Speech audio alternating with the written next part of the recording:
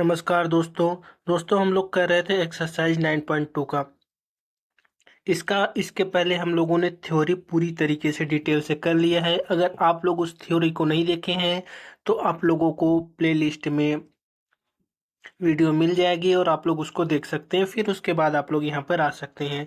तो चलिए दोस्तों, बिना किसी दो देरी के शुरू करते हैं 9.2 का क्वेश्चन नंबर 1। ये सभी क्वेश्चन दोस्तों बहुत आसान है, बस आप लोगों को मेरे साथ बन करके देखना है कि किस प्रकार से किया जाता है। ये सभी क्वेश्चंस बहुत आसान है। तो चलिए देखते हैं। पहला क्या कर रहा है, two circle of radius 5 centimetre 3 centimetre intersect at 2 point at the distance between their centre is 4 centimetre. Find the length of the common chord. देखिए दोस्तों, पहले आप लोग इस सवाल को समझ लीजिए, कहना क्या चाह रहा है। कह रहा है दो सर्कल हैं 5 सेंटीमीटर और 3 सेंटीमीटर के। ठीक है, तो चलिए हम लोग बना लेते हैं दो सर्कल को पहले।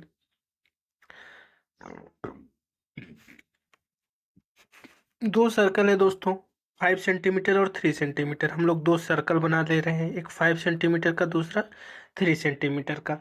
ये दोनों जो सर्कल है दोस्तों, वो सर्कल जो है वो इंटरसेक्ट कर रहे हैं दो पॉइंट पर। देखिए, एक पॉइंट ये हो गया और एक पॉइंट ये हो गया। इसी दोनों पॉइंट पर एक दूसरे को वह इंटरसेक्ट कर रहे हैं। And distance between their centre is 4 centimetre. अगर इसका डिस्टेंस और इसका डिस्टेंस दोनों सेंटर का डिस्टेंस जो है वो 4 सेंटीमीटर है। तो हमें फाइंड करना है क्या, हमें फाइंड करना है कि इसका लेंथ का जो कॉमन कॉर्ड होगा, वो कॉमन कॉर्ड यहाँ पर क्या होगा दोस्तों, ये वाला पार्ट। ये जो मिल रहा है वही हमें बताना है कि इसकी लंबाई कितनी होगी। तो चलिए दोस्तों देखिए, ये पूरा दिया है हमें 4 सेंटीमीटर, यहाँ से लेकर के पूरा यहाँ तक 4 सेंटीमीटर, यहाँ से यहाँ तक दिया है दोस्तों। अगर हम लोग एक पार्ट को x मान रहे हैं, दूसरी पार्ट कौन कितना बन जाएगा, 4 - x हो जाएगा दोस्तों। इतना तो आप लोगों को आ रहा होगा। मतलब अगर एक पार्ट x हो रहा है तो दूसरा पार्ट क्या हो रहा है, 4 - x। इतना पार्ट तो आप लोगों को क्लियर होगा।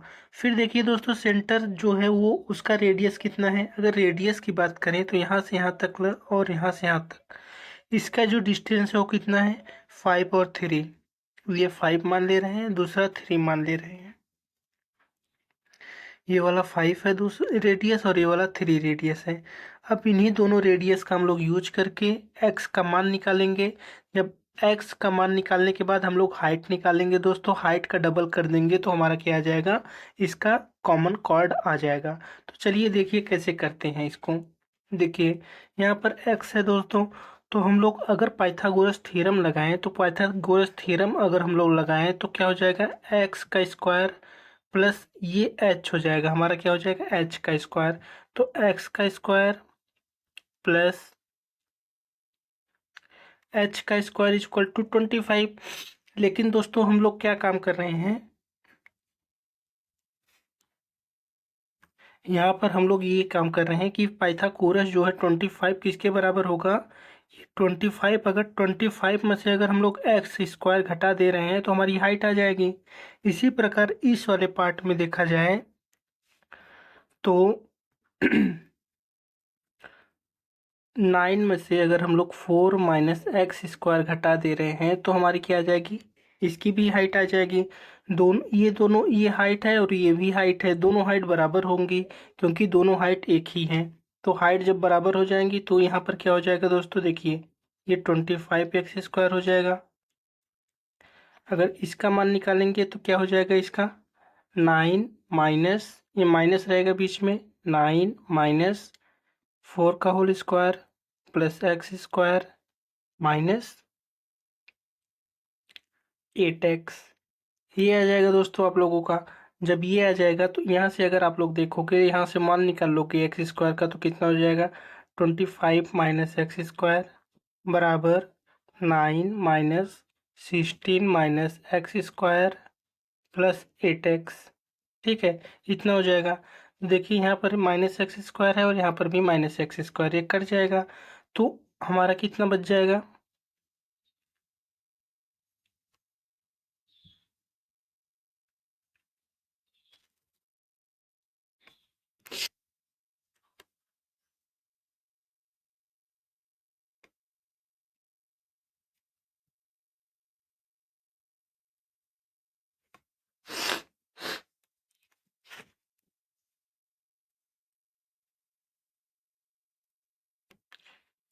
ठीक है दोस्तों, देखिए यहाँ पर 25 आ जाएगा, फिर उसके बाद 16 में से 9 जाएगा, कितना जाएगा -7 प्लस 8x।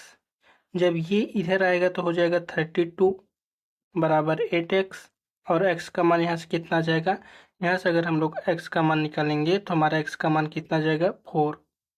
यहाँ से अगर x का मान निकालेंगे तो कितना जाएगा 4। तो यहाँ पर x का मान कितना गया दोस्तों 4।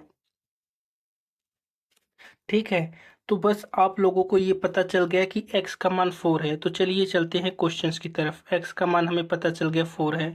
तो देखिए दोस्तों, हम लोग थोड़ा सा इसको इरेज कर दे रहे हैं ताकि आप लोगों को क्लियर समझ में आ जाए। फिर से मैं ये फिगर को बना करके बता दे रहा हूँ आप लोगों को, इसमें कोई दिक्कत नहीं है। ये जानते रहिएगा कि x का मान 4 कैसे आया है। ये मान लीजिए दो फिगर हैं, ठीक है, यहाँ पर दो पॉइंट टच कर रही हैं, इनके सेंटर का बीच का डिस्टेंस 4 दिया था दोस्तों, 4 दिया था। हमने क्या किया था, एक परपेंडिकुलर यहाँ पर डाला था। परपेंडिकुलर डालने के बाद इसकी दो रेडियस भी हमें पता थी, एक मान लीजिए 5 दिया था, दूसरा क्या दिया था 3 दिया था। हमने एक x माना, दूसरा क्या माना 4 माइनस एक्स। ठीक है, तो हमें x का मान तो यहाँ से पता चल गया क्या होगा, x का मान हमें पता चल गया 4 होगा। जब देखिए दोस्तों यहाँ पर 5 है, यहाँ पर 4 है, तो ये वाला पार्ट जो होगा, ये वाला पार्ट, हाइट इसका नहीं निकाल सकते हैं, हाइट भी निकाल सकते हैं। हाइट कैसे निकालेंगे, हाइट का स्क्वायर करेंगे, पाइथागोरस थ्योरम लगाएंगे, मतलब कि हाइपोटेनियस में से हम लोग बेस को घटा देंगे। 25 इसका हो जाएगा, इसमें से 16 घटा देंगे तो हमारा कितना आ जाएगा दोस्तों 9। तो यहाँ पर हाइट अगर निकालेंगे तो रूट में चला जाएगा और ये माना जाएगा 3। तो हाइट कितना आ जाएगा दोस्तों 3। यहाँ पर 3 इसकी हाइट हो जाएगी। जब एक पार्ट यहाँ पर 3 हो जाएगा तो दूसरा पार्ट ऑटोमेटिक कितना हो जाएगा 3 हो जाएगा। तो 3 और 3 ऐड करेंगे तो हमारा कितना हो जाएगा 6। ये पूरा पार्ट कितना आ जाएगा दोस्तों 6 आ जाएगा। तो मतलब यहाँ से यहाँ तक की डिस्टेंस कितनी हो जाएगी 6 हो जाएगी। आप लोगों को पहले क्या काम करना है, आप लोगों को बस इतना ध्यान रखना है कि इसका जो पहले दोनों सेंटर ये सेक है हो गया दोस्तों। इसमें जो है कि हमें पहले इसकी हाइट को इक्वल करना है। जब हम इसके हाइट को इक्वल कर लेंगे तो हाइट हमारा निकल जाएगा। जब हाइट निकल जाएगा तो हम लोग क्या काम करेंगे, एक्स का मान निकल, हाइट अगर इक्वल करेंगे दोस्तों तो वहां से एक्स का मान निकलेगा। जब एक्स का मान निकलेगा तो एक्स का मान रख करके हाइट निकाल लेंगे, हाइपोटेनियस में रख करके। अगर अभी भी आपको न समझ में आया हो तो जरूर कमेंट बताइएगा। चलिए हम लोग चलते हैं दूसरे क्वेश्चंस की तरफ। देखिए दोस्तों, यहाँ पर जैसा कि दिया भी गया है कि किस प्रकार, ये थोड़ा अलग तरीके से किया है, जो मैंने बताया है वो थोड़ा अलग तरीके से था। ये वाला थोड़ा आप लोगों को दोस्तों डिफिकल्ट लग सकता है, जो मैंने बताया है वो आसान तरीका है, तो आप लोग उसको जरूर फॉलो करिएगा। यहाँ पर आप लोगों को रटना पड़ सकता है क्वेश्चंस को। चलिए देखते हैं question number second. Question number second हमारा क्या कह रहा है, क्वेश्चन नंबर सेकंड कह रहा है if to chords of circle intersects within the circle prove that the segment of one chord are equal to the corresponding segment of the other chord। देखिए कह रहा है कि दो, एक सर्कल है, ठीक है, सर्कल क्या है, सर्कल है जिसमें दो कार्ड हैं, वो इंटरसेक्ट कर रहे हैं एक दूसरे को भी अंदर ही, मतलब एक कार्ड ये है एक कार्ड ये है, एक दूसरे को यहाँ पर दोस्तों इंटरसेक्ट कर रहे हैं, जिसका पॉइंट इन्होंने ई दिया है। फिर कह रहा है कि हमें बताना क्या है, prove that the segment of one chord are equal to corresponding segment of the other chord. इसके सेगमेंट जो है दोस्तों उसको बराबर करना है। सेगमेंट मतलब इसकी जो लाइनें हैं, जैसे कि अगर हम लोग बात करें कि ए ई जो होगा उतना ही क्या होगा हमारा, जितना ए ई होगा उतना ही सी ई होगा। इसको बताना है कि ए ई और सी ई बराबर होंगे। इसके साथ ये भी बताना है कि जितना बी ई होगा उतना ही डी ई होगा, इसको बताना है। तो क्वेश्चन आप लोग समझ गए होंगे दोस्तों, ये कैसे प्रूव करेंगे।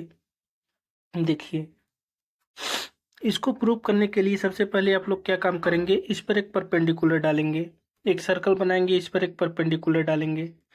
जब परपेंडिकुलर डालेंगे दोस्तों, ये वाला पार्ट ये वाला पार्ट, तो इस वाले पार्ट में देखेंगे जब ये वाला परपेंडिकुलर हो जाएगा तो अब हम लोग देखते हैं डायरेक्ट किस में, सर्कल में क्या बोला जा रहा है। देखिए O M is equal to O N हो जाएगा दोस्तों। जितना ओ एम पार्ट रहेगा उतना ओ एन हो जाएगा। ये वाला पार्ट और ये वाला पार्ट बराबर हो जाएगा, क्योंकि दोनों का क्या है, इक्वल कार्ड के इक्वल डिस्टेंस पर ये बनाया गया है। इसके साथ ओ ई जो होगा वो ओ ई के बराबर हो जाएगा, मतलब ओ ई और ओ ई क्या हो जाएगा, इसका कॉमन पार्ट हो जाएगा।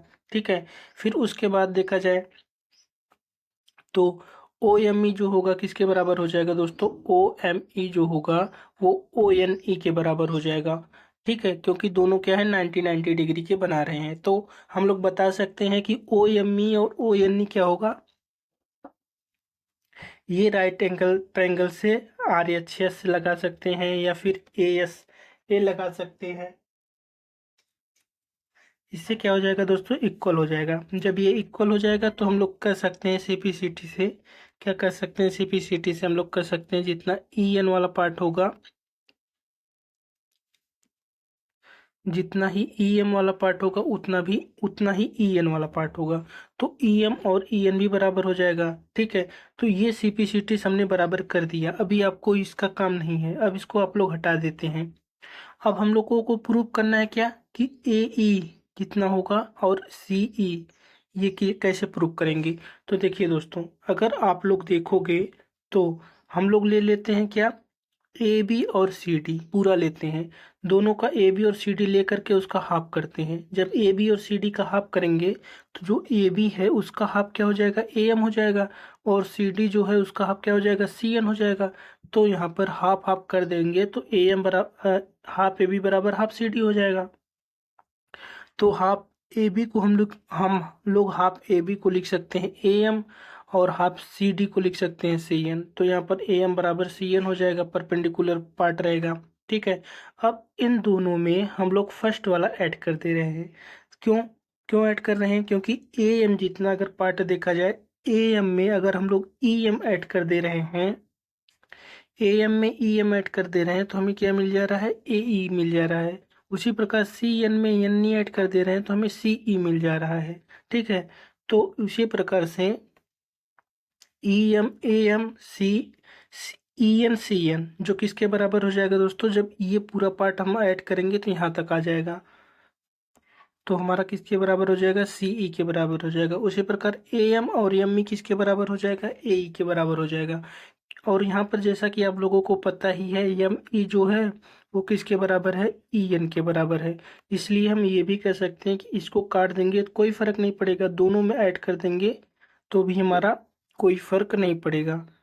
किस किस पार्ट को, ई एम और ई एन को, ई एम और ई एन को दोस्तों, इसको, क्योंकि दोनों इक्वल है। तो हमारा क्या हो जाएगा, यहाँ से ए ई बराबर सी ई आ जाएगा। जो यही प्रूफ भी करना था हमें, ए ई कितना होगा, वो सी ई के बराबर होगा। उसी प्रकार से अगर हम लोग अब पूरे ए बी में से अगर बी ई घटा देंगे तो हमारा पूरे ए ई में से दोस्तों, ए बी में से पूरा ए बी में से अगर हम लोग ए ई माइनस कर दे रहे हैं तो हमारा कितना जा रहा है, बी ई आ जा रहा है। उसी प्रकार से अगर देखा जाए पूरे सी डी में से अगर हम लोग सी ई माइनस कर दे रहे हैं तो हमारा डी ई आ जा रहा है, जो कि यहाँ पे दिया गया है। ठीक है। तो यहाँ पर ये वाला पार्ट क्या हो जाएगा, बराबर हो जाएगा।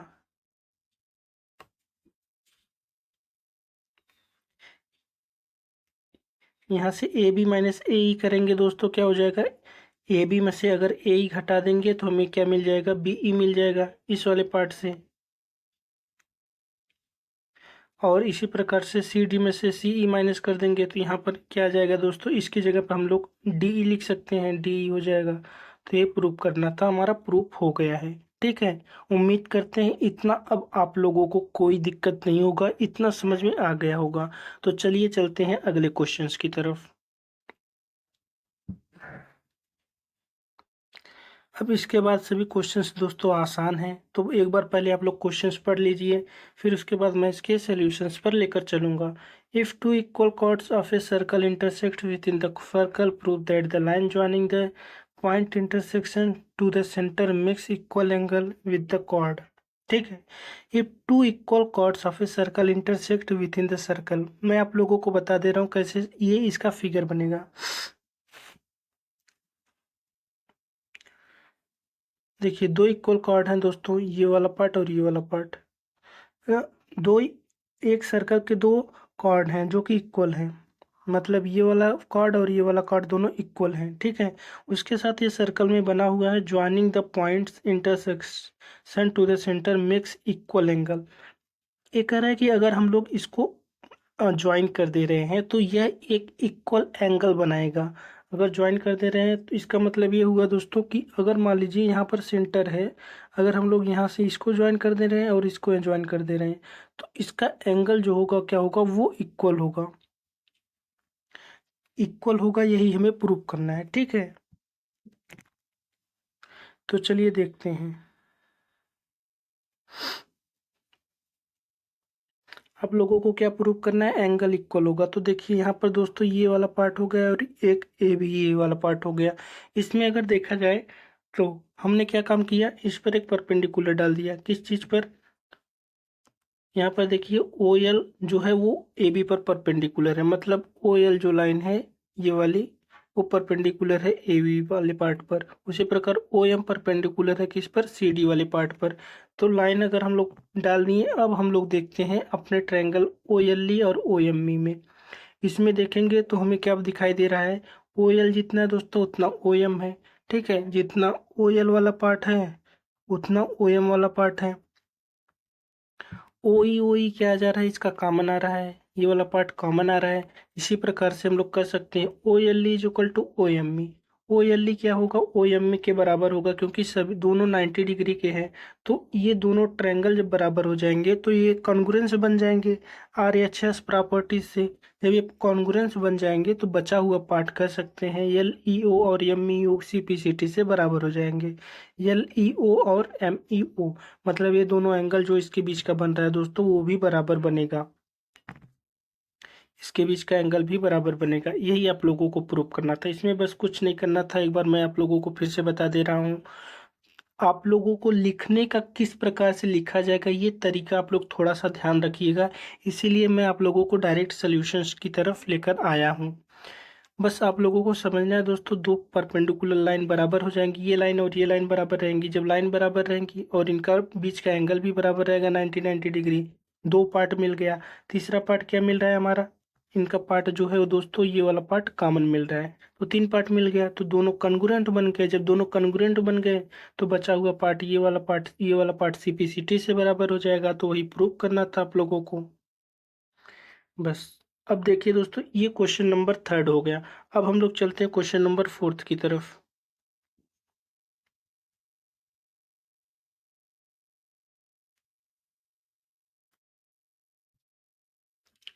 क्वेश्चन नंबर फोर हमारा क्या कह रहे हैं, if line intersect to concentric circle. देखिए दोस्तों दो कॉन्सेंट्रिक, कॉन्सेंट्रिक का मतलब ये होता है उनका सेंटर एक ही होता है, यही इनका सेंटर एक ही है।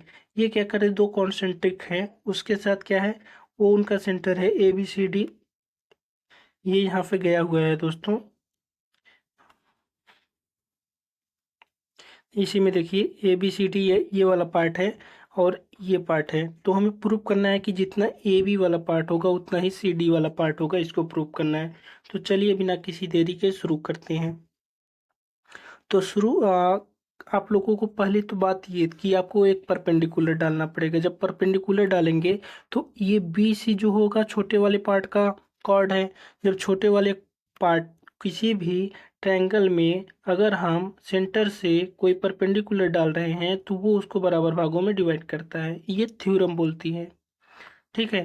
थ्योरम ये बोलती है कि अगर सेंटर से आप किसी पर परपेंडिकुलर डाल रहे हैं तो उसको बराबर भागों में डिवाइड करेगा। तो ये वाला पार्ट और ये वाला पार्ट दोस्तों बराबर हो जाएगा, कौन सा, जितना बी एम होगा उतना सी एम होगा, ठीक है। इसी प्रकार से अब हम लोग बड़े वाले ट्रायंगल में अगर देखेंगे तो बड़े वाले ट्रायंगल की बात करें तो ये वाला पार्ट इसका क्या हो जाएगा दोस्तों, बड़ा वाला आर्क हो जाएगा। तो बड़े वाले आर्क में अगर देखेंगे तो ए एम जो होगा वो डी एम के बराबर होगा। तो बस ए एम डी एम के बराबर हो जाएगा, ए एम डी एम के और बी एम सी एम के बराबर हो जाएगा छोटे वाले कॉर्ड से। अब दोनों को हम लोग माइनस कर देंगे, कौन कौन सा। अब मान लेते हैं कि हमें ए बी प्रूव करना है, क्या प्रूव करना है, ए बी वाला पार्ट। जब ए बी वाला पार्ट प्रूव करना है दोस्तों तो हम लोगों को क्या करना पड़ेगा, ए एम में से बी एम माइनस कर देंगे, सी डी में से ये जो डी एम वाले पार्ट में से हम लोग सी एम वाला पार्ट माइनस कर देंगे तो हमारा क्या आ जाएगा कि B M is equal to कितना, A B is equal to कितना आ जाएगा, सी डी आ जाएगा। ये वाला पार्ट बस आप लोगों को उसमें माइनस करना है। तो A B is equal to कितना हो जाएगा, सी डी आ जाएगा। ठीक है। तो ये था दोस्तों क्वेश्चन नंबर 1 से लेकर के क्वेश्चन नंबर 4 तक का सल्यूशन। अब हम लोग क्वेश्चन नंबर 5 को कल करेंगे। क्वेश्चन नंबर 5 थोड़ा सा ट्रिकी है, इसलिए हम लोग इसको कल एक अलग क्वेश्चन नंबर 5 और क्वेश्चन नंबर 6 कर लेंगे। तो ये चैप्टर हमारा ख़त्म हो जाएगा। इसके बाद हम लोग चलेंगे अगले चैप्टर में। तो दोस्तों आप लोग ज़रूर बताइएगा वीडियो कैसी लगी, क्या आप लोगों को समझ में आया। अगर समझ में आया हो तो लाइक शेयर सब्सक्राइब करना ना भूलिएगा। Thank you very much.